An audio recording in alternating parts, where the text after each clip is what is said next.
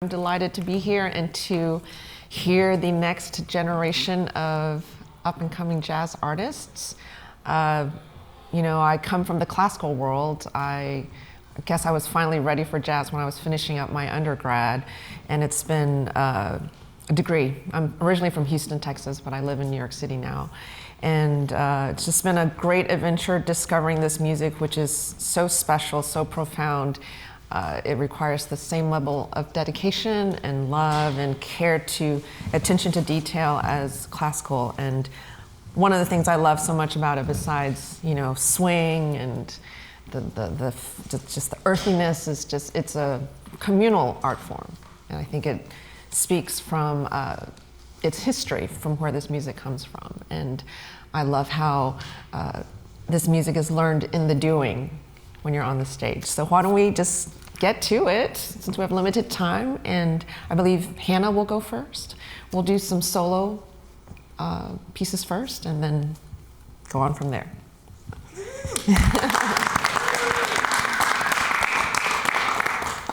Can you please announce what piece you'll be playing? I'm gonna do the jazz standard "Gone with the Wind."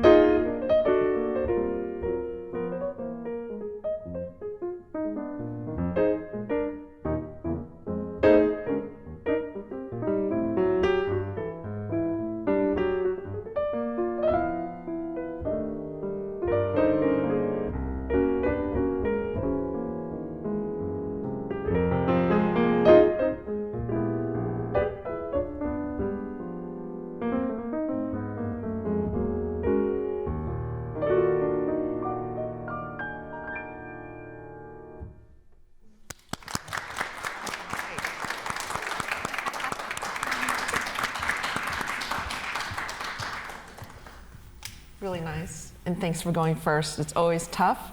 Toughest to go first, I think. And also, in my opinion, solo piano is, for me, the scariest thing, solo jazz piano. So kudos to you.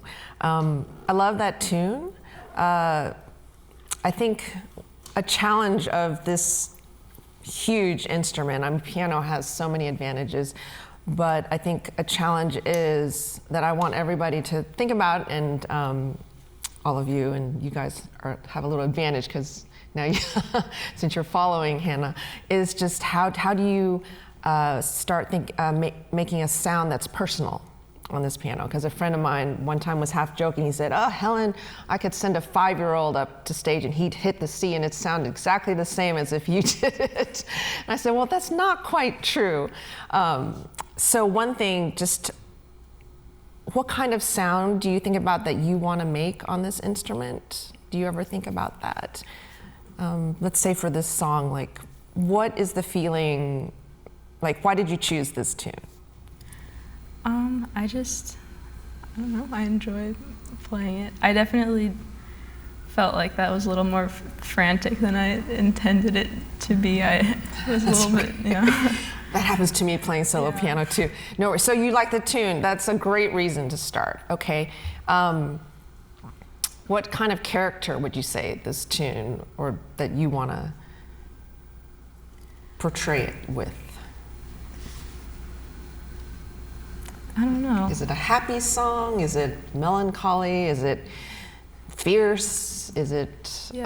I guess, I don't know, sort of a relaxing energy to it, I feel like, just in the way it moves. Good. So now that we've gotten the jitters out of the way, I want you to just allow yourself to kind of rest in those ideas and thoughts. And why don't you just play the head for me again? Okay. Just the head. And also, I think sometimes, well, at least when I was first doing more solo gigs, I felt this pressure that I had to make it sound like, or I had to play in a way that people didn't miss bass or drums, And that made me play. When I would listen to myself, I would tape my solo shows, and after I got over the shock and sadness of how I sounded, I would realize that pressure actually made me play in a way that I didn't like the way it sounded. It felt a little mechanical and forced, so don't feel like you have to. I would encourage you to, like, if you need to take a breath, do it. The great pianist James Williams, I was talking to a colleague of mine, a wonderful pianist, George Colligan. He said James Williams told him, you breathe differently when you play solo piano, and I think that's part of it. So let's try the head again. Okay.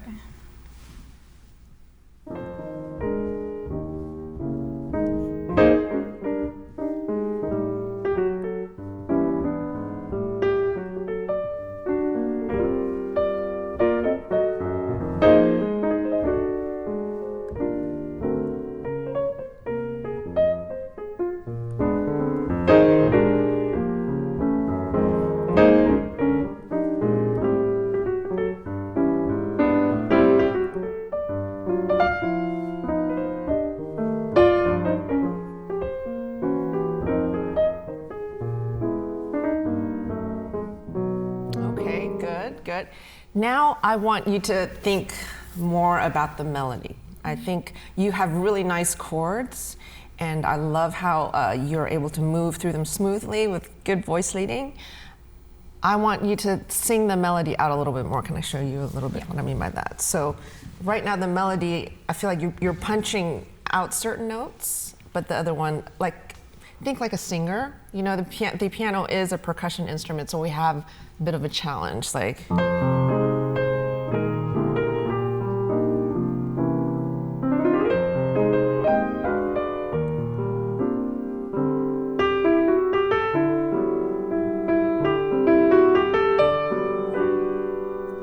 Really sing it out on top a little bit. Okay. Actually, just play the melody by itself. Okay. Yeah. First half. Okay. Like, yeah.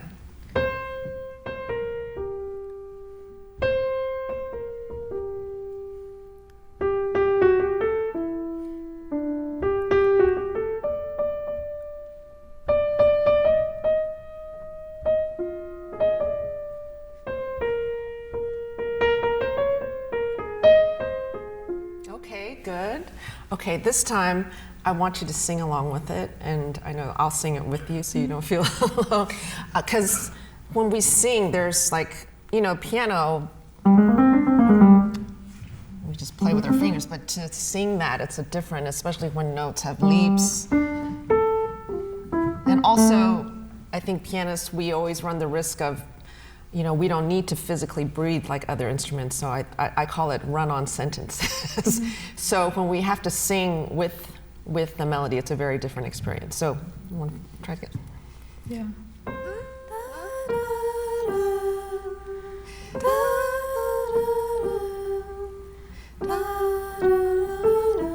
I don't hear you.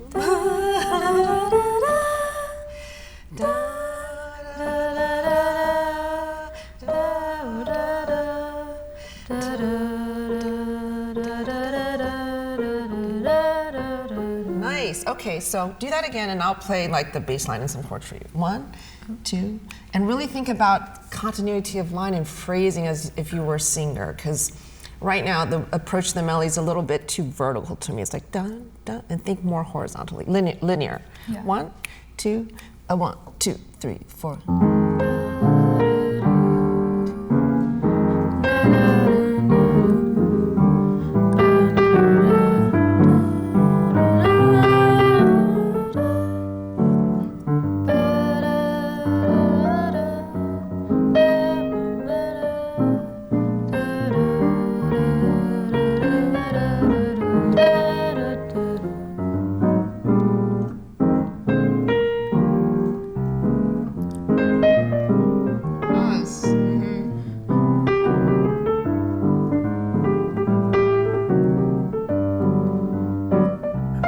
Oh, sorry.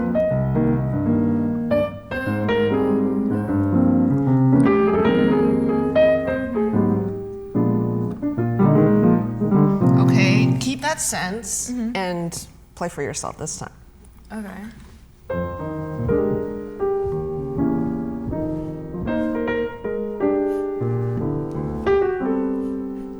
Okay, Yeah, also shit, don't yeah. feel like you have to keep time. Okay. Because really let the chords serve the melody rather than the melody serving the chords at Okay, the time. yeah. Okay, try again.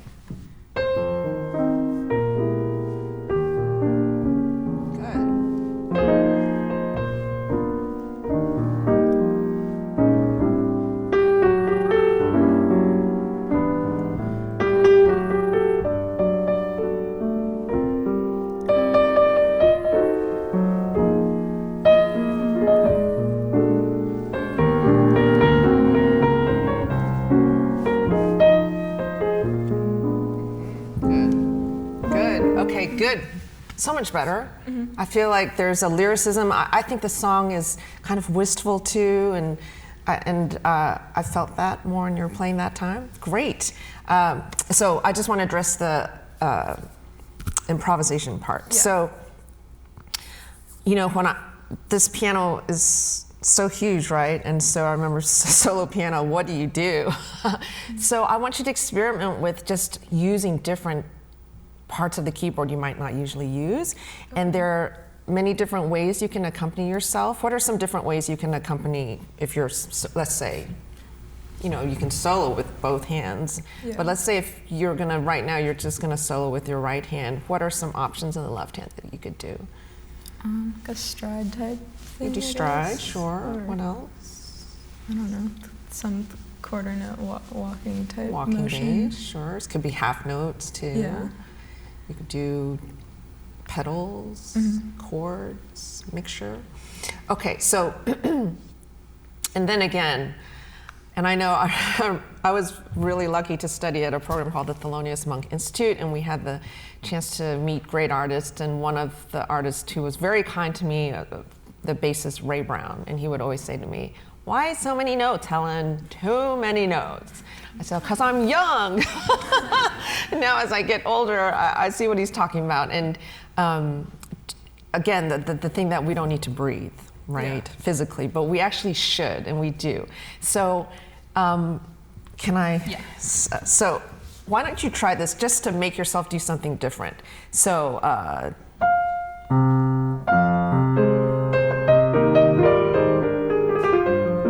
change there? Yeah.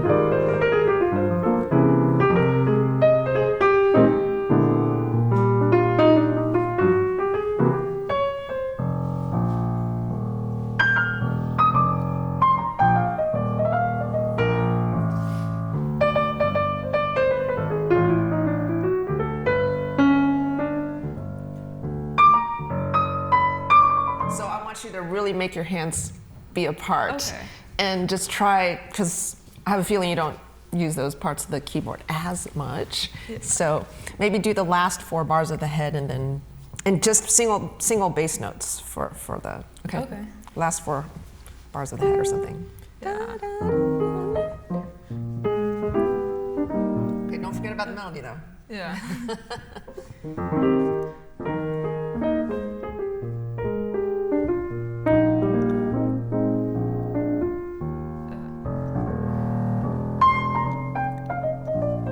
Take a breath.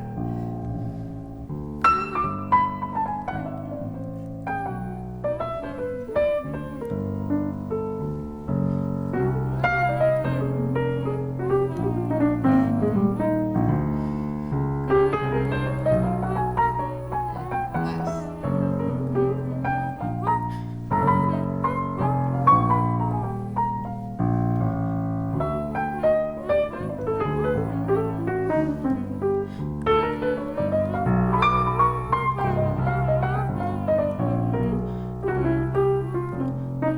Take a breath, take a breath. Good. You can reverse it, you can have your left hand. I mean, there's so many different things you can do. So I just want you to be daring, try things that might not sound so good, but at least you gotta try them. Do we have to move on or are we good? Okay.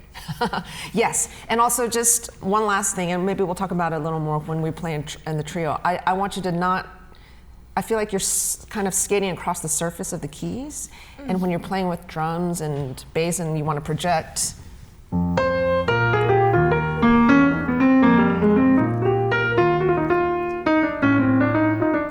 don't know, maybe nerves a little bit, just really get into the meat of the sound of the piano. Thank you. Cool. Thank you so much.